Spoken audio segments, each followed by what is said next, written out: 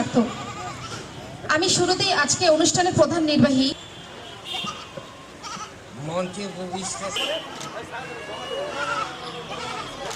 নীল খাতুন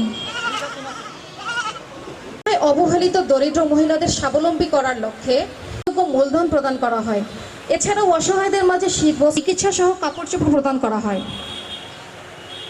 আমরা এইভাবে মানবিক যতগুলো কর্ম আছে আমরা অঞ্জন কুমার সরকারকে, উনি আমাকে দুইটা একসাথে আমার আজকেই প্রথম একটা অনুষ্ঠান, আমার প্রশংসা করবেন।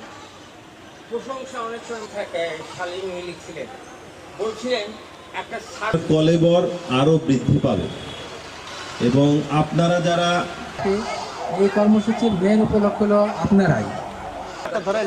হ্যাঁ